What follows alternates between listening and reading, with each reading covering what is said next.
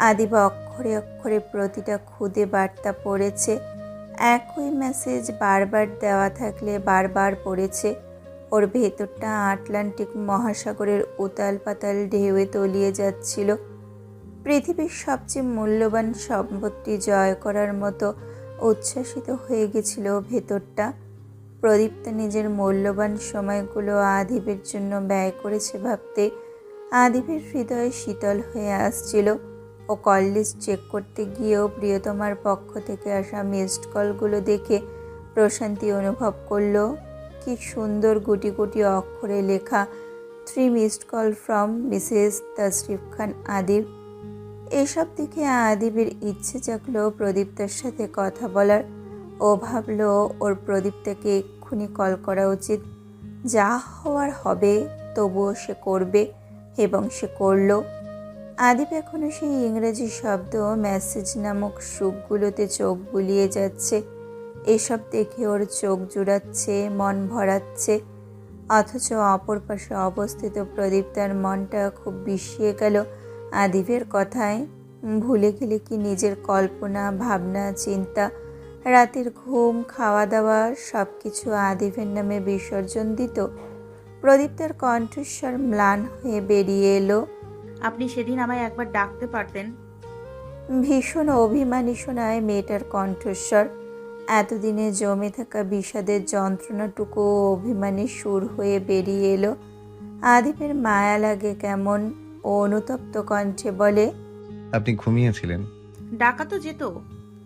ভাবলেশীনভাবে বলল প্রদীপ্তা, খুব ক্ষীণ কণ্ঠে, তেজহীন, ক্ষোভহীন, শুধু শান্তভাবে বলল। আদিব হাসে এমন দশায়। ও বলে, I am really sorry ma'am. Pradipta নিশ্চুপ। ওর ভেতরটা এখনো দুরু দুরু করে কাঁপছে। এই মুহূর্তে ও আদিবের সাথে কথা বলছে। বহু প্রতীক্ষার পর এমন স্বপ্নময় প্রহরটা এসেছে, যা অবিশ্বাস্য প্রদীপ্তার কাছে।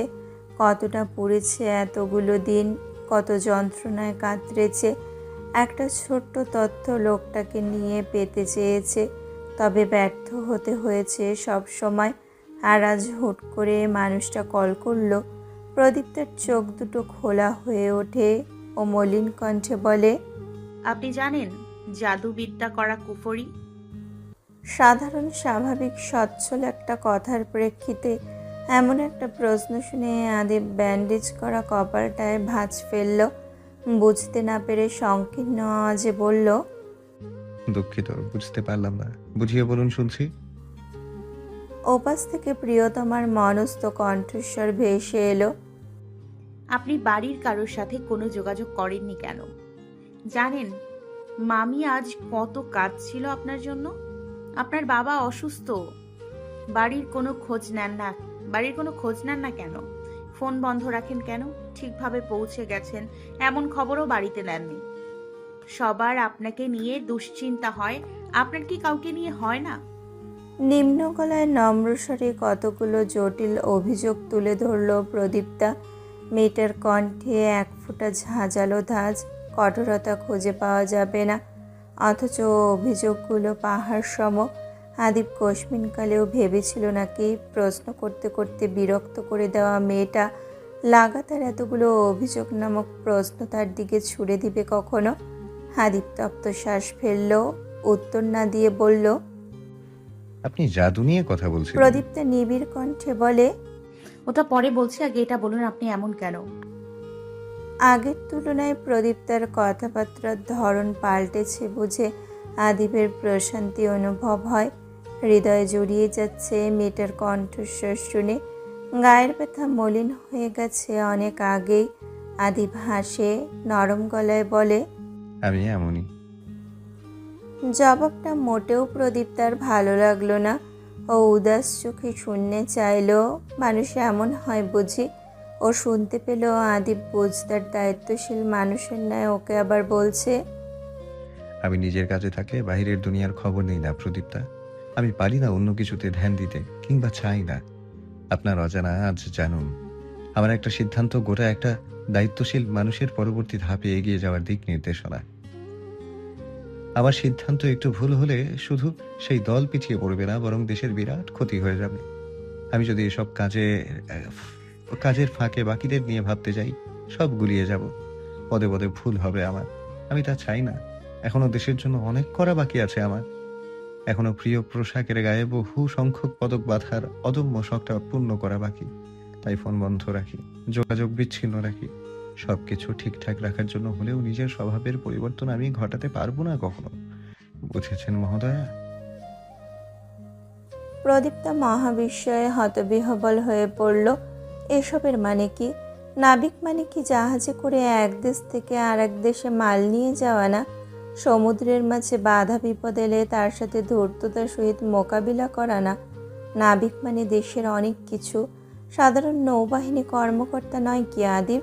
তার সিদ্ধান্তে কেন গোটা দল চলবে? প্রদীপ্তা ভীষণ কৌতূহলী হয়ে পড়ল। আপনি কি করেন? আদিব ভাবলেশীনভাবে বলে, শত্রু দমন করি, সমুদ্রকে নিরাপদ রাখতে সর্বদা চেষ্টা করি, দেশের ক্ষতি না হোক এমন চিন্তা করি। প্রদীপ্তের আরও কৌতূহল হলো আদিফকে জানার। তবে সেই ইচ্ছেটাকে সম্পূর্ণ সুপ্তভাবে দমন করে ও আহত কণ্ঠে বলে, আপনি ফিরে একটাবার বাড়িতে জানাতে পারতেন। আদিব কোমল কণ্ঠে বলে, এটা ইচ্ছে করে করি না, বাজে স্বভাব বলা চলে। প্রদীপ্তা নিশ্চুপ। এসব উদ্ভট স্বভাব, খারাপ স্বভাব, বিশ্রী স্বভাব। প্রদীপ্তার মনটা চিৎকার করে বলতে চাইল, স্বভাব পরিবর্তন করুন। অথচ মেয়েটা বলতে অক্ষম। অগত্যাই ইচ্ছে হলো না এটা নিয়ে আর ঘাটতে, কারো ইচ্ছের ওপর হস্তক্ষেপ করার প্রদীপ্তাকে। ওকে নীরবতা পালন করতে দেখে আদিব বলে ওঠে, আপনি কালো জাদু নিয়ে কিছু বলছিলেন? ব্যাপারটা এড়িয়ে যেতে চায় প্রদীপ্তা। কিছু না। প্রদীপ্তাকে নাস্তানাবুদ করতেই বোধ হয় আদিব নাছোড়বান্ধার ন্যায় বলে, কিছু তো একটা, আমি শুনতে চাইছি, বলুন। প্রদীপ্তা কি এখন স্বীকার করবে, বলবে? আপনি আমার উপর কালো জাদু করেছেন। আমি আপনার জাদুর প্রকোপ ভালোভাবে বশ হয়েছি। আমি ঘুমোতে পারি না, খেতে পারি না, অন্যত্র ভাবতে পারি না। মস্তিষ্ক শুধু আপনাই ভাবতে চায়, অন্তর শুধু আপনার দেখা চায়, হৃদয়টা আপনার গলার স্বর শুনতে চায়। কিন্তু ও কিছুই বলল না। ও ধীরে ধীরে শ্বাস ছাড়ল। ওর হৃদয়ে যতটা প্রফুল্লের হাওয়া বইছে তা হয়তো ছোট্ট একটা শিশুর দৌড় প্রতিযোগিতা জেতার সমান।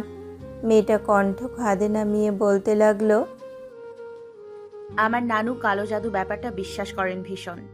ওনার থেকে শুনেছি আমার নানা মারা যাওয়ার আগে নাকি ওনার বোন ওনার উপর সেই সব কারবার করেছিলেন। আমার নানা ঘুমোতে পারতেন না, খেতে পারতেন না, ওনার অস্থির লাগতো সব সময়। কিছু করতে ইচ্ছে করতো না, তবে কি করতে ইচ্ছে করতো বুঝতেন না। কাউকে দেখতে ইচ্ছে হতো, অথচ ছটফট করেও তাকে দেখতে পারতেন না। বলতে ইচ্ছে করলেও কিছু বলতে পারতেন না। নিজেকে অসহায় লাগতো ওনার। ধীরে ধীরে ওনার শরীর নিস্তেজ হতে থাকে আর উনি মারা যান। প্রদীপ্তা থামে, একটু দম নিয়ে মিহি কণ্ঠে বলে, আমি নিজের মাঝে এসব লক্ষণ টের পাই। আদিব মনোযোগ সহিত প্রতিটা বাক্য শ্রবণ করল। ব্যস্ত মানুষটার কাঁধে বিশাল বিশাল দায়িত্বের পাহাড় ঝুলমান ছিল তখন।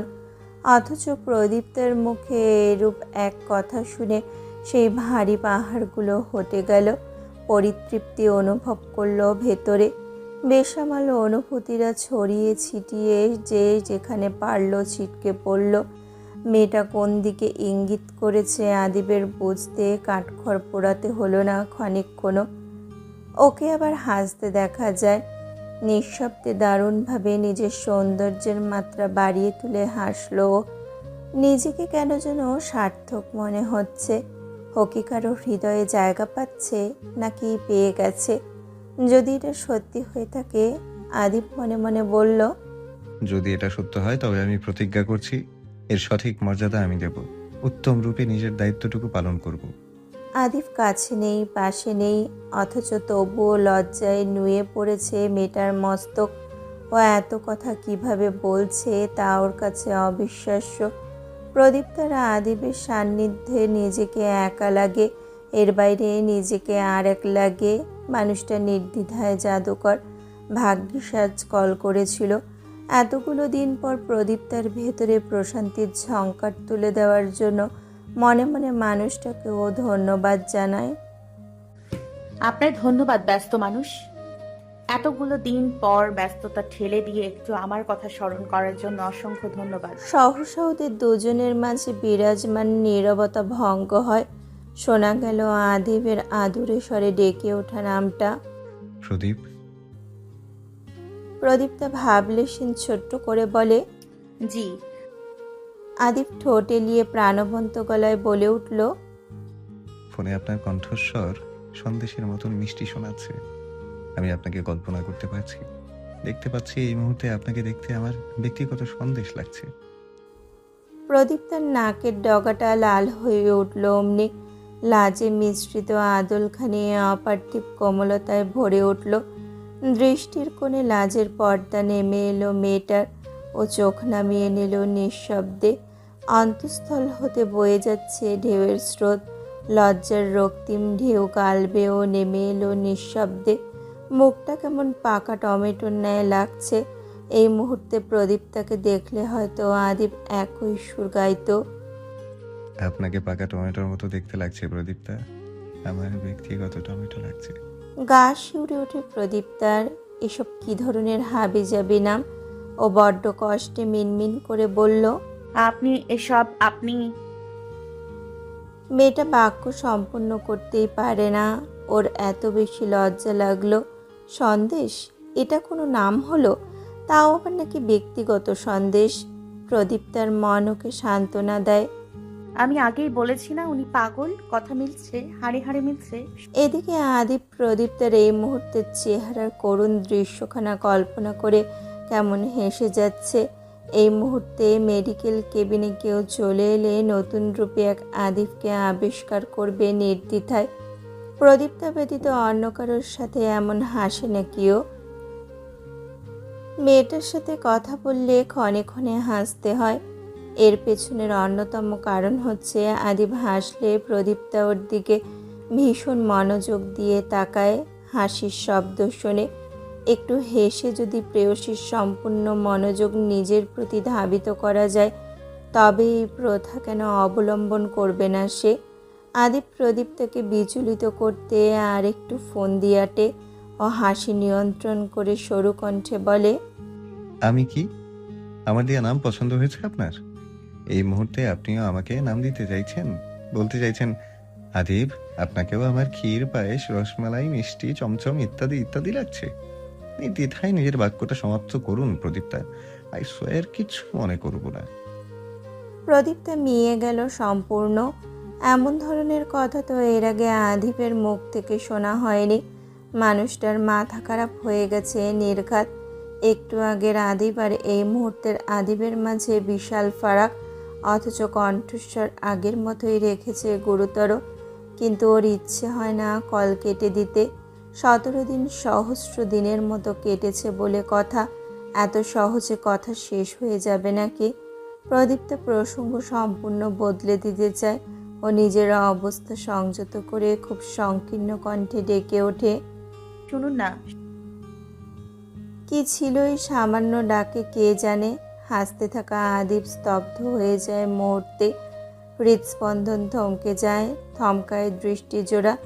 মেয়েলি কণ্ঠের ছোট্ট ডাকটা ভীষণ মধুর ঠেকে ওর কর্ণধারে। আদিব অগত্যাই শান্ত হয়ে রয়। ওপাশ থেকে কোনো সাড়া না পেয়ে প্রদীপ্তা দ্বিতীয় দফায় ডাকে, শুনছেন? আদিব সম্বিত পায় ও ঘোর হতে বেরিয়ে আসে। এলোমেলোভাবে আশেপাশের দিকে চোখ বোলাতে বোলাতে অশান্ত গলায় জবাব দেয়, হ্যাঁ শুনছি, বলুন। প্রদীপ্তা নমনীয় গলায় বলে, আপনি আমায় অনুরোধ করেছিলেন, আমি রেখেছি, অথচ আপনি নিজের ওয়াদার খেলাপ করেছেন। আচ্ছা, আপনি কি সত্যি আমায় ভুলে গিয়েছিলেন? প্রদীপ্তা প্রশ্নটা সাজাতে গিয়ে হিমশিম খাচ্ছিল। গলাটা শুকিয়ে আসছিল। এ ধরনের কথা আদিবকে বলা উচিত কি উচিত না এই নিয়ে দ্বিধায় পড়েছিল, ইতস্তত হয়েছে। তবুও মনের কোণে লুকিয়ে থাকা কথাখানা বেরিয়ে আসার জন্য ছটফট করছিল খুব। অবশেষে খুব কষ্টে এই বহিঃপ্রকাশখানা করল ও। আদিপ প্রদীপ্তার কথা শুনে খুব বেশি অবাক হয়নি। ও খানিকক্ষণ চুপ করে থাকে। প্রদীপ্তা উত্তর শোনার আগ্রহে অপেক্ষা করে। সহসা আদিপ মৃদু গলায় বলে ওঠে, আপনাকে ভুলে যাব? ওকে খুব তাচ্ছিল্য করে হাসতে দেখা গেল। ও ধীর কণ্ঠে বলল, প্রদীপ্তা, আপনি আমার রুহের সঙ্গে জড়িয়ে আছেন, অস্তিত্বের গহীনে মিশে গিয়েছেন। অপেক্ষা করুন, আমি খুব শীঘ্রই ফিরব। আপনি আমার জীবনের সাথে কতটা ওতপ্রোতভাবে জড়িয়ে গেছেন সবটা আপনাকে বলবো। আপনি শুধু অপেক্ষা করুন, আমি দ্রুত ফিরব। প্রদীপ তার হৃদয় কোঠায় আশ্রয় নেয় আদিপের বলা প্রতিটি বচন। মুগ্ধ চোখে শূন্যে চেয়ে রয় মেয়েটা। আদলে পদ্ম ফুটেছে মনে হচ্ছে। হৃদ মাঝারে রজনীগন্ধা ফুলের সুভাষ ছড়িয়ে পড়েছে। দেহে চলমান ও উত্তপ্ত রক্তকণিকাদের খুব শীতল রূপে অনুভব করতে পারছে মেয়েটা। ক্ষণিকের নীরবতা। অকস্মাৎ আদিপ বলে ওঠে, ইউনিভার্সিটি যাচ্ছেন ম্যাম? মনোজগৎ ছেড়ে বেরিয়ে খুব সাধারণ গলায় জবাব দিল ও। জি। আদিপ বলে, কেমন লাগে? ভালো। প্রদীপ্তা বলল। আদিপ শুধায়, কেমন লাগে? প্রদীপ্তা জানে জবাব। যদি শুধু ভালো হয় তবে আদিপের পরবর্তী প্রশ্ন হয় কেমন ভালো। মেয়েটা সাবলীল গলায় বলে। মোটামুটি ভালো। ও গুরুতর গলায় শুধায়, বন্ধু হয়েছে কোনো? প্রদীপ্তার একটু ভাবতে হয় ব্যাপারটা নিয়ে। বন্ধু? সামিয়া কি ওর বন্ধু? তিথির সাথে তো প্রদীপ্তার ভালো সম্পর্ক। ওকে কি বন্ধু বলা যায়? দুজনকে নিয়ে ভাবতে ভাবতেই প্রদীপ্তা বলল। হুম। আগ্রহ দেখালো আদিপ। দুজন? প্রদীপ্তা নরম গলায় বলে। হ্যাঁ, একজন তিথি আর একজন সামিহা। আদিপ খুশি হওয়ার ভঙ্গিতে বলে। বাহ, বেশ ভালো তো। প্রদীপ্তা খুব উৎসুক গলায় বলে। আর জানেন, সামিহা মেয়েটা কিছুটা আপনার মতো। আদিপ ভ্রু বকরিল করে। সন্দিহান কণ্ঠে শুধায়, আমার মতো? যদিও বা ফোনে একে অপরের চেহারা কেউ দেখতে পাচ্ছে না, তবুও জোরে জোরে মাথা ঝাঁকায় প্রদীপ্তা। মুখে বলে, জি। ও কেমন যেন। আদিপ হেসে শুধোয়। অদ্ভুত। বিজ্ঞান ন্যায় মন পড়ে নেওয়ার ব্যাপারটা আনন্দ দিল প্রদীপ্তাকে। ও মৃদু স্বরে বলল, হ্যাঁ। খাওয়া দাওয়া ঠিকঠাক করছেন প্রদীপ্তা? আদিপ যদিও বা জানে এই প্রশ্নের আসল উত্তর, তবুও প্রশ্নটা করেও। প্রদীপ্তা আমতা আমতা করল। আগে যেভাবে খাওয়া দাওয়া করতো এখন তাও করে না। বড্ড অনীহা দেখায় এই জিনিসটার প্রতিও।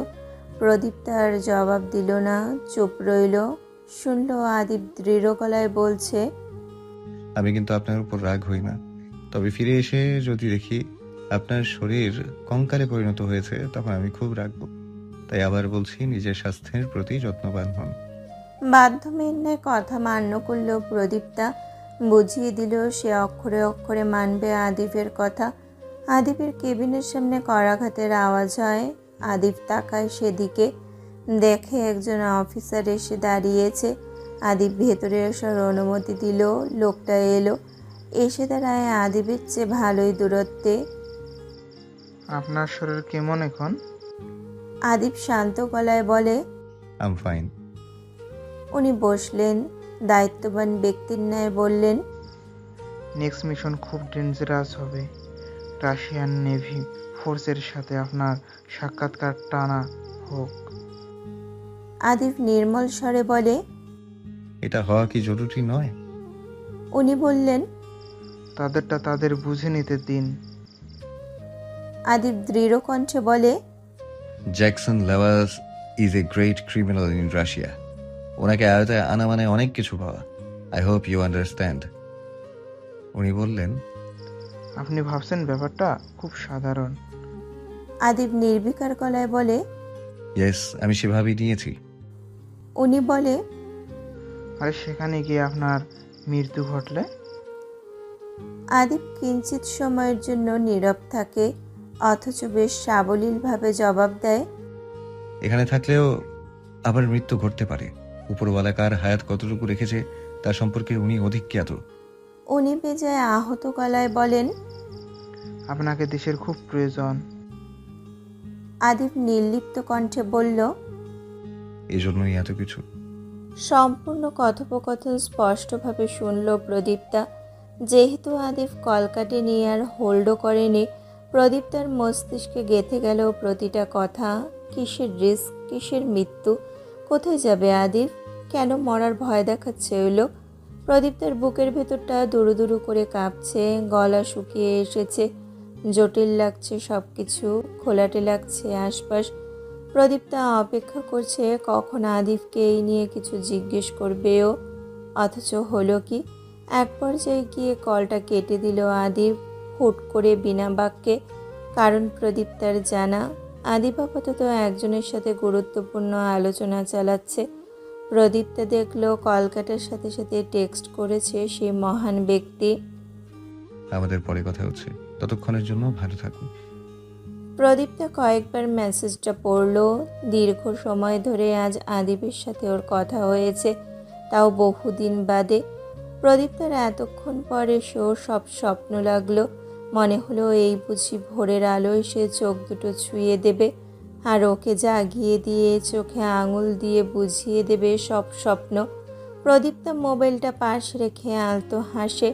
ভালো অনুভব করছে ও, বহুদিন পর এমন অনুভব করছে যেন বাক্সে বন্দি পরিতৃপ্ততা আজ মুক্তি পেয়ে ছড়িয়ে যাচ্ছে শরীরের রন্ধ্রে রন্ধ্রে, ধমনী ও উপশিরায়।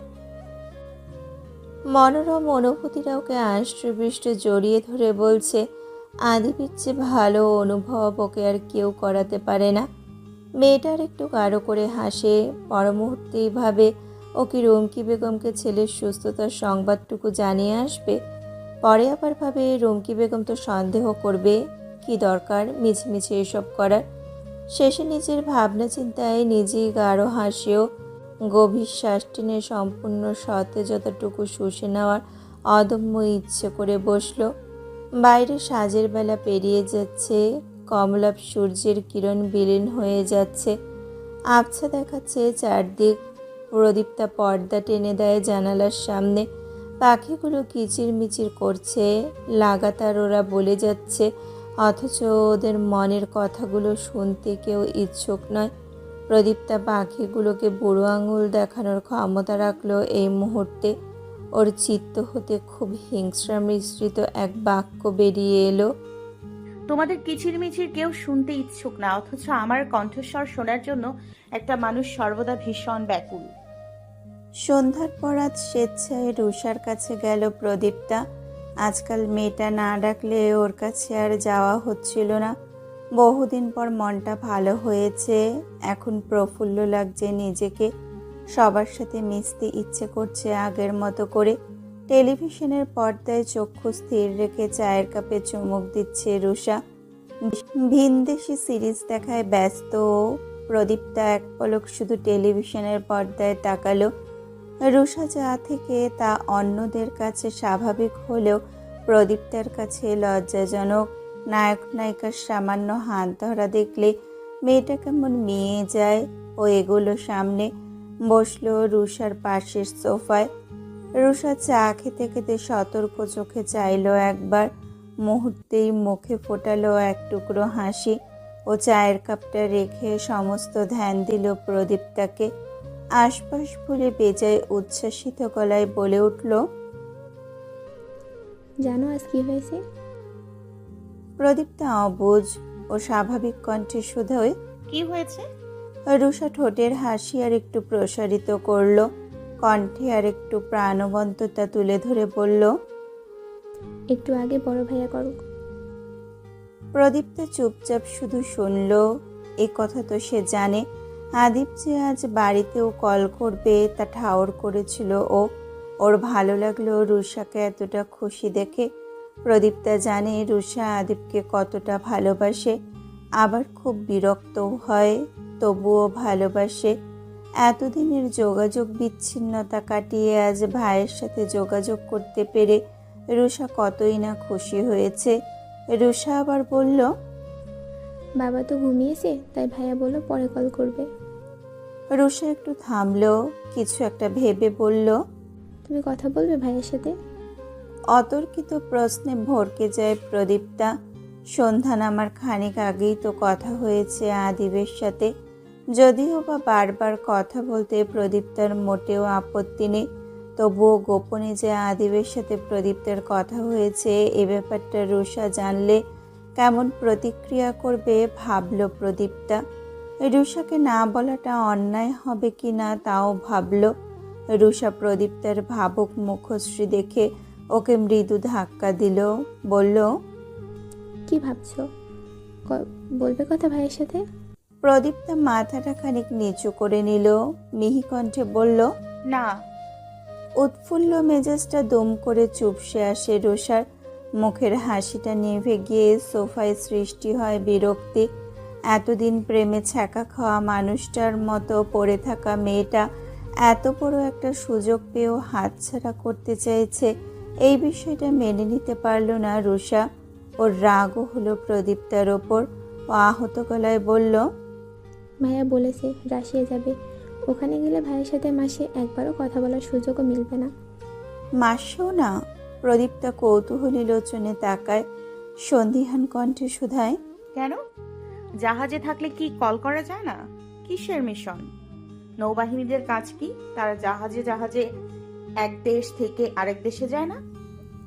রুষা বিরক্ত ভুলে ক্ষীণ হাসে, অতঃপর খুব গর্ব করে বলে ওঠে, জাহাজে থাকলে কল করা যায়, তবে মিশনে গেলে না, ভাইয়া এসব উপেক্ষা করে।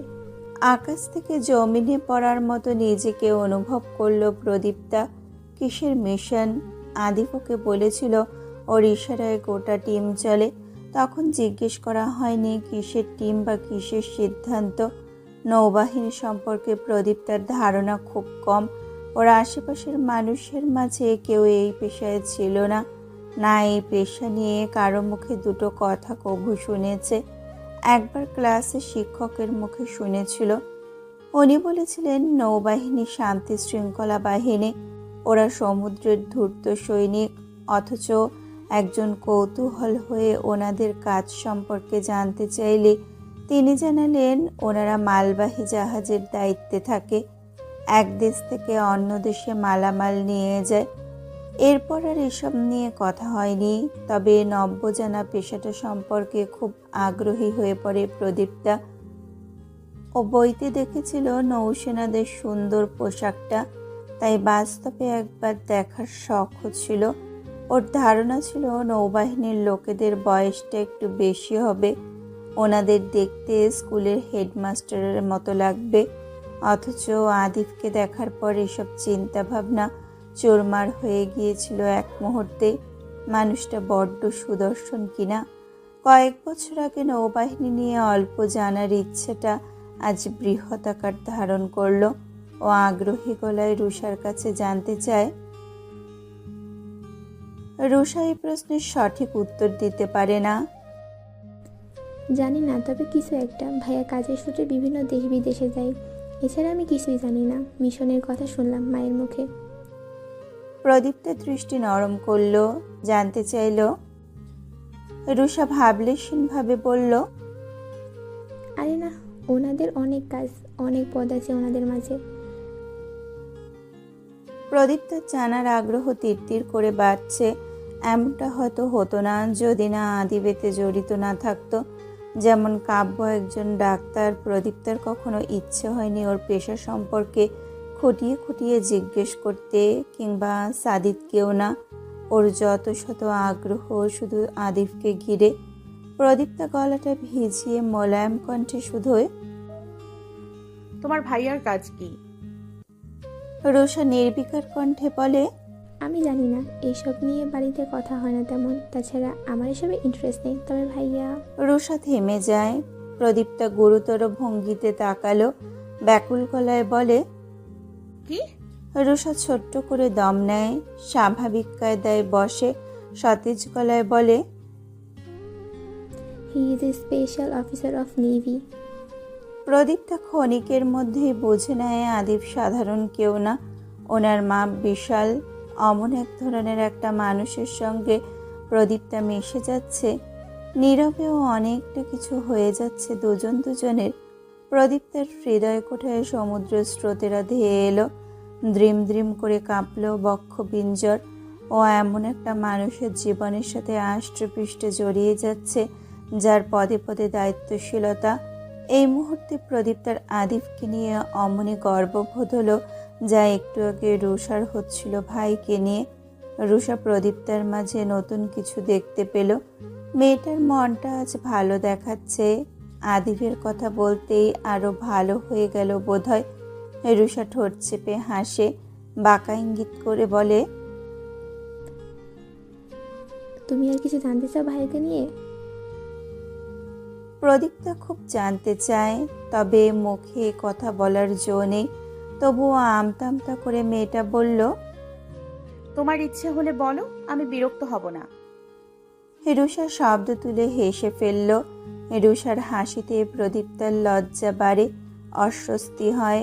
মেয়েটা কি কিছু মনে করলো? দেখলো রুমকি বেগম ঘর ছেড়ে বেরিয়ে এসেছেন।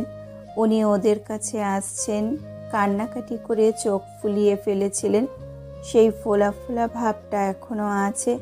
বয়স হলেও চেহারার উজ্জ্বলতা কমেনি কিঞ্চিত। সেই বিধায় ফর্সা দলে রক্তাভ ভাবটা সুস্পষ্ট। উনি এ বয়সে এসেও সর্বোচ্চ সৌন্দর্যটুকু ধরে রেখেছেন যেন। না জানি যুবতী থাকতে কতটা না চোখ ধাঁধানো রূপের অধিকারী ছিলেন। রুমকি বেগমকে দেখা মাত্রই রুষা নিস্পৃহ গলায় বলে উঠল, ভাইয়ার জন্য কেটে কেটে মুখ কি হাল করেছো দেখেছো আয়নায়, অথচ ভাইয়া এমন করতে মানা করেছেন। রুমকি বেগম রুষার কথায় শুধু ম্লান কণ্ঠে বললেন, মা হো, তারপর বুঝবে। তিনি প্রদীপ্তাকে উদ্দেশ্য করে বলেন, কি খাবে প্রভা? কি বানিয়ে দেব তোমায়?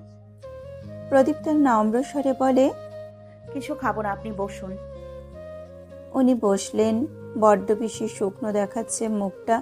রুমকি বেগমের ভেতরের অবস্থার কথা কে বুঝবে? সে ছেলের অবস্থা সম্পর্কে সব জানে। এই অবস্থা জেনেও সে ছেলেটাকে দেখতে পাচ্ছে না। একটা মা এমন পরিস্থিতিতে নিজেকে কতটা অসহায় অনুভব করে তা হয়তো পৃথিবীর কেউ বুঝবে না। রোকসানা বেগম আর শীতল বেগম বাড়ি এলেন এরও কিছুক্ষণ পর। টুকটাক কেনাকাটা করে বাড়ি ফিরেছেন। এসে খবর পেলেন ইমদাদ খান অসুস্থ। দুজনই অস্থির হয়ে পড়লেন। গিয়ে দেখলেন উনি ঘুমাচ্ছে। ঘুমের মাঝেও লোকটাকে খুব ভাবান্তর দেখা গেল। ওনারা আর ডাকলেন না, চুপচাপ দেখে বেরিয়ে গেলেন। যখন ইমদাদ খানের ঘুম ভাঙে উনি দেখলেন প্রদীপ্তা বসে আছে ওনার চেয়ে খানিক দূরে। মেয়েটা সযত্নে রুমকি বেগমের মাথায় বিলি কেটে দিচ্ছে। রুমকি বেগম আবেশে চোখ জোড়া বুঝে আছে। চেহারাটা তখনও মলিন, তবুও দেখে বোঝা যাচ্ছে প্রদীপ্তার এইটুকু যত্নে এসে আরাম পাচ্ছে। ইমদাদ খান চোখ জুড়িয়ে দেখলেন দৃশ্যখানা। ওনার সেই মুহূর্তে মনে হলো উনি সবচেয়ে সুন্দর দৃশ্যটা দেখেছেন। কি ভালো লাগায় ওনার অন্তরটা জুড়িয়ে গেল তা ব্যাখ্যা করা অসম্ভব। উনি মন ভরে দেখলেন, চোখ জোড়া জুড়িয়ে নিলেন। বুধবারের সকাল, ইলশেগুড়ি বৃষ্টি পড়ছে বাইরে। হালকা শীতল হাওয়ায় স্নিগ্ধতা, বিস্তীর্ণ প্রকৃতি, কোমল মিষ্টতা ছড়াচ্ছে। খানবাড়ির লোকজনদের খাবার ঘরে শোরগোল পড়েছে। সকাল হলেই বাড়িটা মেতে ওঠে আর সারাদিন পড়ে থাকে নীরব। সারা ঘর জুড়ে সুস্বাদু খিচুড়ি অমৃত ঘ্রাণ মম করছে। সেই সাথে ইলিশ মাছ ভাজা, বেগুন ভাজা আর হরেক রকম ভর্তা, আচার তো আছে। রুষা এসব কম খায় বিধায় মাংস রান্না করা হয়েছে। সকলের মতে বৃষ্টির দিনে এসব না হলে দিনটা জমে না, তাই এত সব আয়োজন। প্রদীপ্তার আজ ইচ্ছে করছে না ভার্সিটিতে যেতে, তবুও কাউকে জানায়নি এই ইচ্ছার কথা। চুপচাপ খাচ্ছে। কেউ কিছু জিজ্ঞেস করলে বলছে। তাছাড়া স্বাভাবিক। আদিফ হলো জাদুকর। এসবের মাঝে আদিব আসার মূল কারণ হচ্ছে আদিব কল করার পর থেকে খাবারের প্রতি আর অনীহা দেখাচ্ছে না প্রদীপ্তা। ওকে যতটুকু দেওয়া হয় ও খেয়ে নেয় নির্বিঘ্নে। শীতল বেগম আদর করে আরেকটু দিতে চাইলেও মানা করে না। যদি খেতে কষ্টও হয় তবুও গিলে নেয় চুপচাপ। খাওয়া তখনও শুরু করেনি কেউ। প্রদীপ্তাকে আজকাল রশিদ দেওয়ান নিজের পাশে বসান। মেয়েকে খাবারের ব্যাপারে সচেতন হতে বলেন। বলেন এতটুকু খেলে হয় না, আর একটু বেশি খাওয়া প্রয়োজন। মাঝে মাঝে কি করেন, নিজের পাত থেকে নিয়ে প্রদীপ্তার মুখের সামনে ধরে। অপ্রকাশ বাবা পাগল মেয়েটা আবেগে মানা করতে পারে না। যেমন আজকের ঘটনা, রশিদ দেওয়ান ডেকে নিয়ে মেয়েকে পাশে বসিয়েছেন। প্লেটে গরম গরম খিচুড়ি আর ইলিশ মাছ ভাজা তুলে নিলেন উনি। মাছের কাঁটা ছাড়িয়ে একগাল খিচুড়ি হাতে তুলে ফু দিয়ে সহনীয় তাপমাত্রা এনে প্রথম লোকমাটাই উনি তুলে ধরেন প্রদীপ্তার ঠোঁটের কাছে। প্রদীপ্তা একবার রশিদ দেওয়ানের দিকে তাকিয়ে বিনা বাক্যে মুখে তুলে নিল। ওর পাতে তখনও খাবার নেয়নি। ও আজ সিদ্ধান্ত নিয়েছে পুরোটা খাবার রশিদ দেওয়ানের হাতেই খাবে। এ নিয়ে বলা লাগে না, রশিদ দেওয়ান এমনি এমনি বুঝে যান। খাইয়ে দেন মেয়েকে সময় নিয়ে আস্তে ধীরে।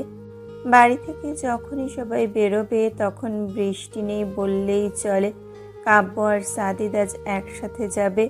রুষার পথ অন্যদিকে বিধায় ও গেল আলাদা। কাব্য আর সাদিদ নিয়ে গেল প্রদীপ্তাকে। মাত্র কয়েকটা দিনেই রুষার মতো প্রদীপ্তাও দুই ভাইয়ের চোখের মণিতে পরিণত হয়েছে। কাব্য আর সাদিদ যথেষ্ট ভালোবাসে প্রদীপ্তাকে, ভীষণ আদর করে। কাব্য আগের তুমি নামক পরপর ডাকটা বাদ দিয়ে এখন ওকে রুষার মতো তুই ডাকে। প্রদীপ্তার শুনতে ভালো লাগে। ও নিজেও আপনি সম্বোধন করা ছেড়ে দিয়েছে কাব্যের কড়া ধমকে। গাড়িতে কাব্য প্রদীপ্তাকে বলল, ভার্সিটিতে কেউ জ্বালাতন করে প্রভা? প্রদীপ্তা সাবলীল কণ্ঠে বলল, না ভাইয়া। কেমন লাগে ওখানে? প্রদীপ্তা ইতস্তত না করে নরম গলায় বলে ওঠে, ভালো, তবে ওখানে সবাই খুব অদ্ভুত। সাদিদ ভ্রু কুচকে পেছনে তাকালো। ও বলল, কেমন অদ্ভুত, তোমায় ডিস্টার্ব করে? প্রদীপ্তা দ্রুত মাথা নাড়ে। না তো, মানে ওরা নিজেরাই কেমন যেন। আমাকে কেউ কি বলবে? সাদিদ কাব্য মানে ওর কথা। ওরা শান্ত হয়। প্রদীপ্তা হেসে বলে, জানো ভাইয়া, আমার একটা ফ্রেন্ড পুরাই ক্রিমিনাল। কাব্য আর সাদিদ অনেক দিন বাদে প্রদীপ্তাকে একটু হাসতে দেখলো। ওরা নিজেরাও খুশি হলো। সাদিদ বলল, তাই তোমার ফ্রেন্ড ক্রিমিনাল? একটা ক্রিমিনালকে বন্ধু বানালে কেন? প্রদীপ্তা বলে, আমি বানাইনি, ও নিজে নিজে হয়ে গেছে। মেয়েটা খুব ভালো, সবার সাথে খুব খারাপ আচরণ করে, অথচ আমার সাথে একদমই অমন করে না। কাব্য সাদিদের দিকে, সাদিদ কাব্যের দিকে একটু তাকালো। হুট করে কি যেন হলো। ওরা দুইজনেই গাড়ির মধ্যে ঝঙ্কার তুলে হাসলো। ওদের হাসি দেখে প্রদীপ্তা খুব বেশি চমকে উঠল। ওর মাথায় চিন্তা বাঁধে যে ওকে কিছু উল্টোপাল্টা বলে ফেলেছে নাকি। সহসা কাব্য হাসতে হাসতে বলল, মেয়েটা কাব্য হয় ঠিক এই জায়গায়। কাব্য আর সাদিদও যে আদিবের কথা তুলতে পারে তা কল্পনাও করেনি প্রদীপ্তা। মেয়েটা জড়সড় হয়ে বসল মুহূর্তে। দ্রুত চোখ জোড়া ফিরিয়ে দৃষ্টি ফেলল বাইরে। আশ্চর্য, আশ্চর্য! রোজকার নেই আজও প্রদীপ্তা ক্লাসে যেই আবিষ্কার করল মানুষের একখানা চিড়িয়াখানা। যে যার মতো চিৎকার চেঁচামেচিতে মশগুল। তবে আজ ওদের সংখ্যা কম। বাকিদের প্রদীপ্তা ক্যাম্পাসে দেখে এসেছে। প্রদীপ্তা গুটি গুটি পায়ে গিয়ে নিজের আসনে বসলো। ওর পাশের দুটো সিটে কেউ নেই, ওগুলো ফাঁকা। প্রদীপ্তা শূন্য দৃষ্টে জানালার বাইরে তাকালো। আকাশের গুমোট অবস্থা গম্ভীর দেখাচ্ছে। যে কোনো সময় ধরণী কাঁপিয়ে ঘূর্ণিঝড় শুরু হতে পারে। ও ব্যাগ থেকে ফোন বের করে সময় দেখলো। আরও 10 মিনিট বাদে লেকচার শুরু হবে। হাতে সময় আছে 10 মিনিট। হোয়াটসঅ্যাপ চেক করতে গেল। দেখলো আদিবের নাম্বারটা। লাস্ট মেসেজ আদিবের পক্ষ থেকে এসেছে। আদিব বলেছিল পরে কথা হবে। 2 দিন হতে চলল, সে ঘন্টা আসছে না। প্রদীপ্তা ধৈর্যশীল হওয়ার চেষ্টা করছে। আদিবের ব্যাপারটা জানার পর থেকে প্রদীপ্তার শুধু একটা কথাই মনে পড়ছে, যে ওর খুব ধৈর্য রাখতে হবে। মানুষটা যে সত্যি নিরুপায় এটাও বুঝেছে ভালো করে, তাই মেনেও নিয়েছে। প্রদীপ্তা টাইপ করলো, পরেটা কখন হবে? জানালে অপেক্ষা করতে সহজ হতো। প্রদীপ্ত মোবাইলটা রেখে দিল, গালে হাত দিয়ে ফের বাইরের দিকে তাকিয়ে ভাবল, এই যে এখন ডায়েরি লেখা হয়, এত মেসেজ পাঠানো হয়, আবার কলেও খুব স্বাভাবিকভাবে অনেক কথা বলে ফেলেছিল, ও এসব বাস্তবে বলাটা সহজ ওর জন্য? হাদেও পারবে প্রদীপ্তা? মনে তো হয় না। প্রদীপ্তা দেখলো দুরন্ত বাচ্চাটার মতো সারাক্ষণের চঞ্চল রূপী মেয়েটা এসে পাশে বসলো। হোয়াটসঅ্যাপ মিস প্রভা, কাল আসুনি কেন? প্রদীপ্তা বলল, এমনি। ইটস নট প্রভা, আমি তোর মিস করছি। প্রদীপ্তা বিস্ময়কর মুখে চাইল। মাত্র 4-5 দিন হলো ওদের দেখা সাক্ষাতের, তার উপর প্রদীপ্তা ভীষণ অন্তর্মুখী স্বভাবের, তেমন কথাও বলে না। এর মাঝে সামিহা ওকে মিস করেছে, ব্যাপারটা অবিশ্বাস্য। অবাক গলায় বলে ওঠে। আমায় কেন মিস করেছো? সামিহা বরাবরের মতো নির্বিকার কণ্ঠে বলে। চালাতে পারিনি যে। প্রদীপ্তা নিশ্চুপ, ও চোখ নামিয়ে নিল। সবাইকে বলল সামিহা ওর বন্ধু, আর এদিকে সামিহার সাথে প্রদীপ্তা কথা বলে খুব মেপে মেপে। সামিহা নিজের মতো করে প্রশ্ন করে। আজও পুলিশটা এসেছিল তোমায় দিতে। প্রদীপ্তা ছোট্ট করে জবাব দিল। হুম। সামিহা ভাবলেশীনভাবে বলল। আজ অন্য একজন এসেছিল। প্রদীপ্তা জানতে চাইল। ওনারা গাড়ি থেকে নামেনি, তুমি দেখলে কিভাবে? সামিহা হেসে বলল। আমার তৃতীয় চক্ষু আছে। প্রদীপ্তা বিরক্ত হলো। স্বাভাবিক একটা কথার স্বাভাবিক উত্তর দিতে কিসের এত আপত্তি ওদের? হুট করেই সামিহা বলে উঠল। পৃথিবীতে আপু তোমার কি হয়? প্রদীপ্তা বুঝে উঠতে পারে না, ও সন্দিহান গলায় শুধোয়। কে? সামিহা বিরক্ত না হয়ে পুনরায় স্পষ্ট করে বলল। থার্ড ইয়ারের পৃথিলা আপু কে হয় তোমার? প্রদীপ্তার চক্ষুজোড়া মুহূর্তেই বৃহৎ ধারণ করলো। ওর সারা আদলে এসে ভিড়ল বিস্ময়। অবিশ্বাস্য কণ্ঠে প্রদীপ্তা বলল। পৃথিলা আপু? পৃথিলা আপু এই ভার্সিটিতে পড়ে? সামিহা বলল। তুমি চিনো ওনাকে? প্রদীপ্তা বলল। না, কখনো সামনাসামনি দেখিনি, তবে নাম শুনেছি। সামিহা আয়েশ ভঙ্গিতে উঠে দাঁড়ায়, হাস্যোজ্জ্বল মুখে বলে। তাহলে চলো তোমাকে দেখিয়ে আনি। প্রদীপ্তার সত্যি পৃথিলা নামক মেয়েটাকে দেখার ভীষণ ইচ্ছে করছে। আগে থেকেই ওকে দেখার খুব ইচ্ছে, অথচ ওরা দুজন কত কাছাকাছি আছে। ওর মন খারাপ হলো এই ভেবে যে কাব্য একটাবার ওই কথাটুকু ওকে জানায়নি অবধি। প্রদীপ্তা নিজের অদম্য ইচ্ছেটাকে কোনো মতে চাপিয়ে মিনমিনে গলায় বলল। এখন যাব? সামিহা নিজের হাতটা প্রদীপ্তার হাত ধরার উদ্দেশ্যে বাড়িয়ে দিয়ে বলল। হ্যাঁ, এক্ষুনি। প্রদীপ্তা আর মানা করল না, বেরিয়ে এলো সামিহার সাথে। ইংলিশ বিভাগের 3য় বর্ষের ছাত্রী পৃথিলা, নম্বর ভবনের 2য় তলার ডিপার্টমেন্টের। সামিহা হয়তো খুলল না প্রদীপ্তাকে নিয়ে, বরং সোজাসুজি চলে এলো ক্যান্টিনে। ক্যান্টিনে তখন অনেক ছেলে মেয়ের ভিড়ভাট্টা, সিনিয়র জুনিয়র সব একত্রে। ছেলেমেয়েরা একসাথে বসে সিগারেট আর চা খাওয়ার ব্যাপারটা প্রদীপ্তাকে আহত করলো। ওর ঘেন্না ধরে গেল।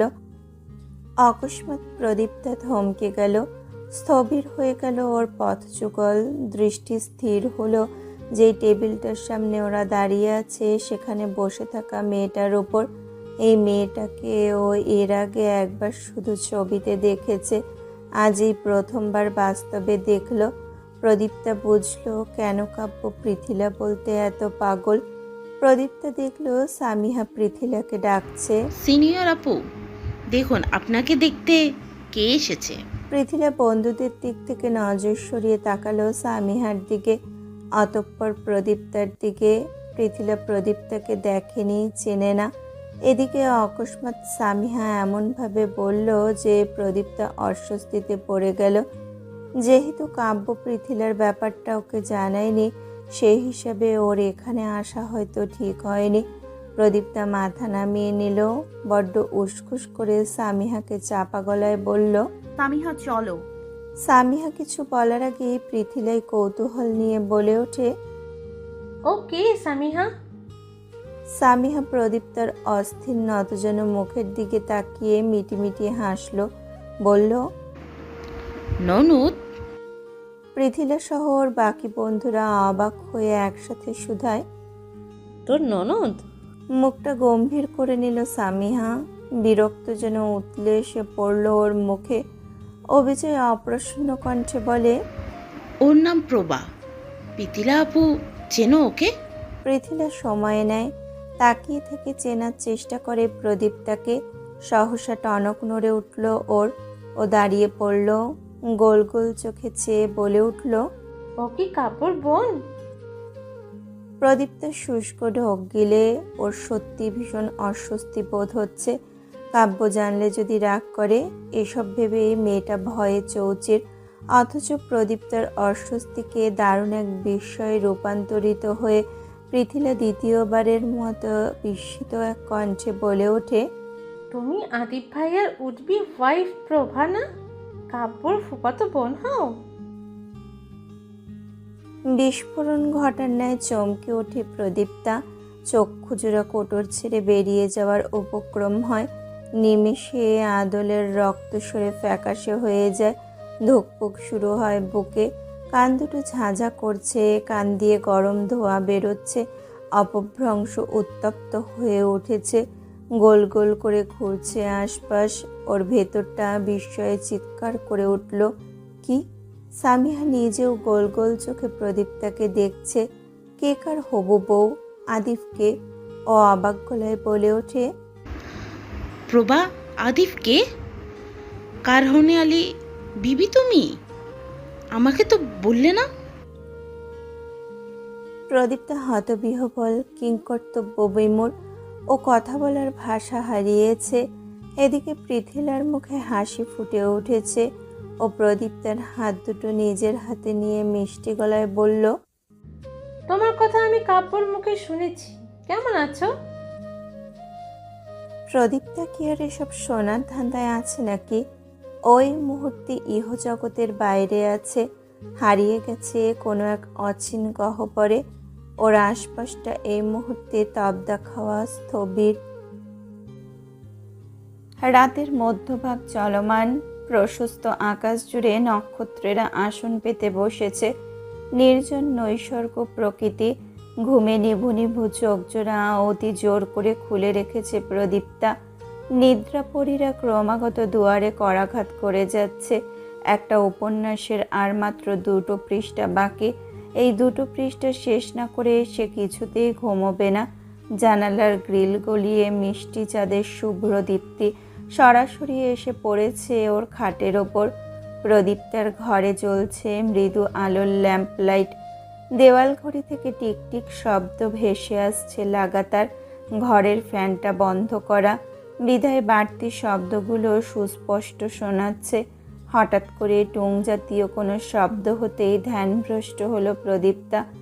উপন্যাসের পাতা থেকে চোখ সরিয়ে তাকালো শব্দের উৎস খুঁজতে।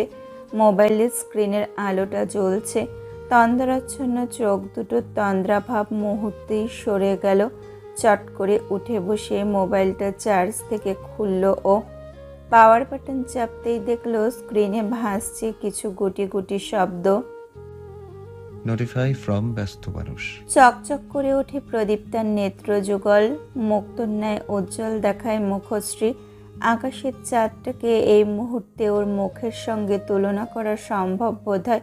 প্রদীপ্তার মুখাবয়ব দেখে দূর থেকে ইন্দুখানা হেসে ফেলে। প্রকৃতি হাওয়াদের পাঠায় ওর কক্ষে। ওরা এসে ছুঁয়ে যায় প্রদীপ্তাকে। মৃদু হাওয়ার তালে দুলে মেয়েটার দীর্ঘ কেশ। প্রদীপ্তা নোটিফিকেশন চাপে। দৃশ্যমান হয় বহু ব্যস্ত ব্যক্তিটির পক্ষ থেকে আসা একটি খুদে বার্তা। ঘুমিয়ে গেছেন? হয়তো একটু জ্বালাতাম। প্রদীপ্তার পক্ষ হতে মেসেজ সিন হয়েছে। শুধু এইটুকু দেখতে কল করতে আঙুল চাপল আদিপ। প্রদীপ্তার সুশ্রী আদলে এক ফালি সোনারও দেশে হাজির হলো হয়তো। অথচ চলমান প্রহরটা রাত্রির।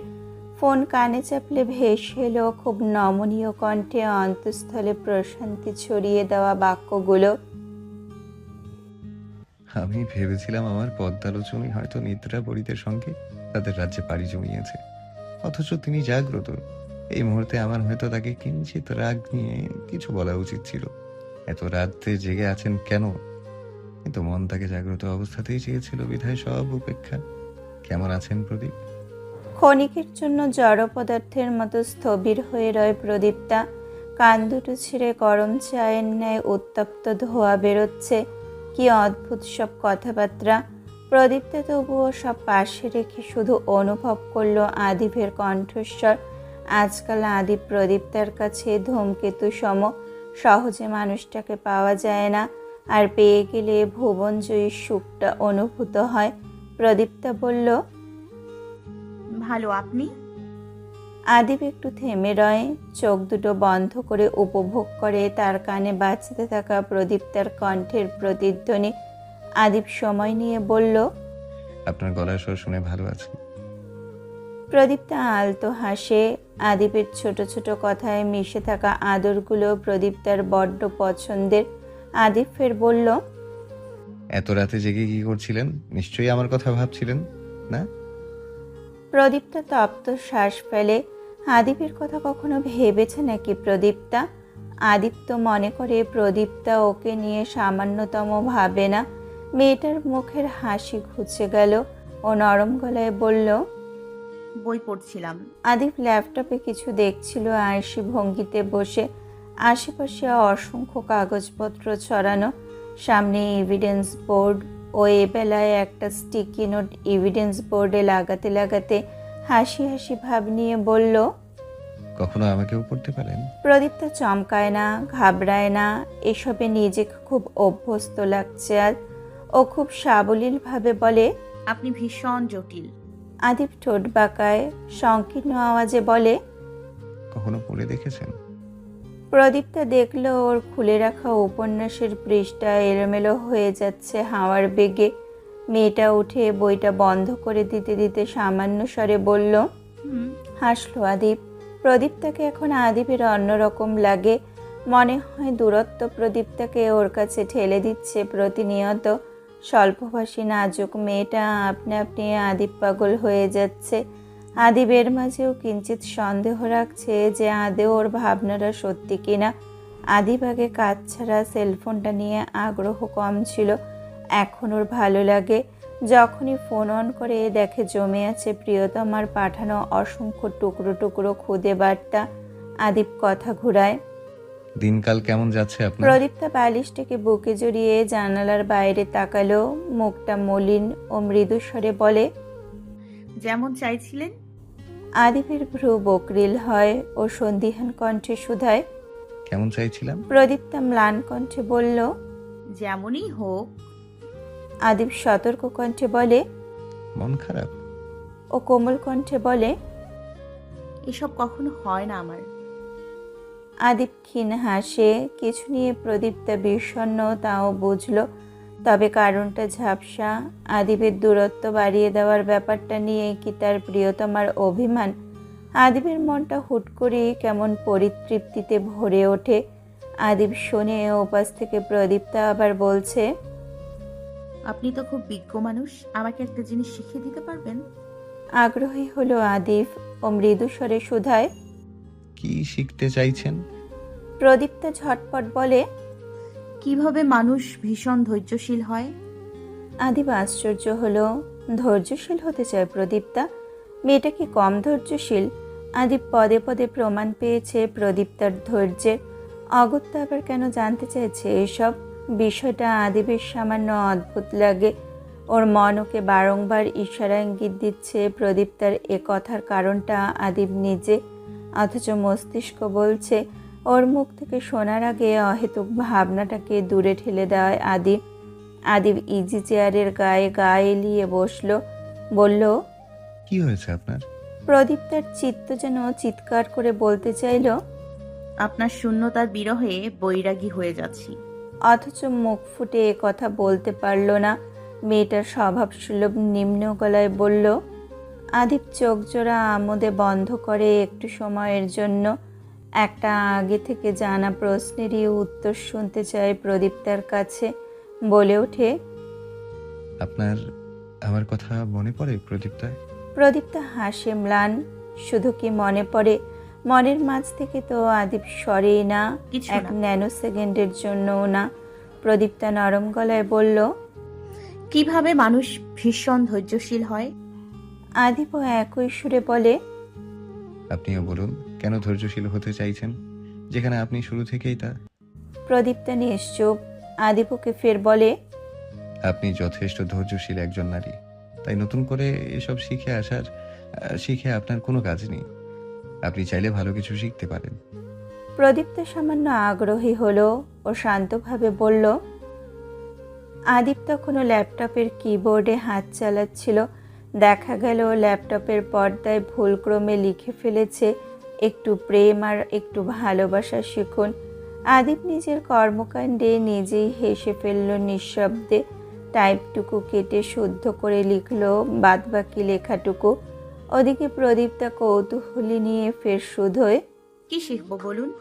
আদিপ ঠোঁট কামড়ে নিজের হাসি নিয়ন্ত্রণ করলো আগে, পরবর্তীতে গিয়ে বলল, নাথিং। বাই দ্য ওয়ে, প্রদীপ ভার্সিটিতে যাচ্ছেন ঠিকঠাক?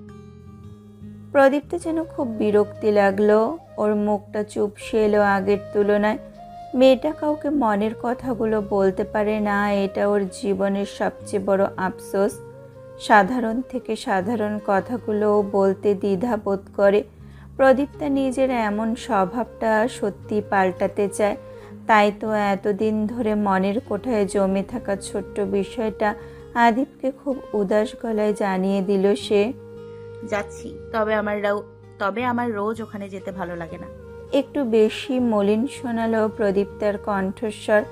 আদিবের কপালে পড়ল চিন্তার ভাঁজ ও ব্যগ্র কণ্ঠে বলে, খারাপ লাগলে রোজ যাবেন কেন? অল্প যান, মাসে একদিন যান। জোর করে রোজ যেতে কে বলেছে? প্রদীপ্তা বলে। কেউ বলেনি। একটু পরে আবার এসব বিষণ্ণতা কাটিয়ে বেজায় উচ্ছ্বাসিত কণ্ঠে ও বলে উঠল, জানেন আজ কি হয়েছে? হুট করে প্রদীপ্তার এমন কণ্ঠস্বর শ্রবণেন্দ্রিয়ে যাওয়া মাত্র হৃদস্পন্দন থেমে যায় আদিবের। কিবোর্ডে চলতে থাকা হাতটা থেমে মূর্তির মতো এসে ঠায় নেয় বুকের বাঁ পাশে। বক্ষপিঞ্জর অকেজো হয়ে গেল বোধহয়। আদিবের এক অদম্য শখ প্রদীপ্তা খুব সুখী হোক, পৃথিবীর সবচেয়ে সুখী মানুষটা ও হোক। ওর ভাগ্যে সমস্ত সুখ লেখা হোক, এমনকি আদিবের সুখগুলো প্রদীপ্তার হোক। মাঝে মাঝে প্রদীপ্তাকে খুব খুশি হতে দেখলে কিংবা ভীষণ উচ্ছ্বসিত হতে দেখলে আদিবের অন্তঃস্থল অব্দি শিথিল হয়ে যায় প্রশান্তিতে। ও গভীরভাবে শ্বাস টানলো, খুব মোলায়েম গলায় জানতে চাইল, কি হয়েছে? প্রদীপ্তার মুখটা হাস্যোজ্জ্বল ও ভাবলেশীনভাবে এক নাগারে বলতে থাকে, আজ আমি পৃথিলা আপুকে দেখেছি। উনি আমাদের ইউনিভার্সিটির, তবে আমার সিনিয়র। আমি আপুর সাথে অনেক অনেক কথা বলেছি। আর আপু এত ভালো, মনেই হয়নি আমাদের যে আজ প্রথম দেখা হলো। আদিব খুবই মনোযোগ দিয়ে শুনল প্রতিটা কথা, ভীষণ গুরুত্ব দিয়ে। নিমেষেই দেখা গেল প্রদীপ্তার কণ্ঠস্বর নিভে এলো। ও খুব হতাশ হয়ে বলল, জানেন পৃথিলা আপু যে এই ইউনিভার্সিটিতে পড়ে, এটা কাব্য ভাইয়া আমাকে একবারের জন্য বলেনি। ভাইয়া কিন্তু আজও আমার সাথে ইউনিভার্সিটিতে গিয়েছিল।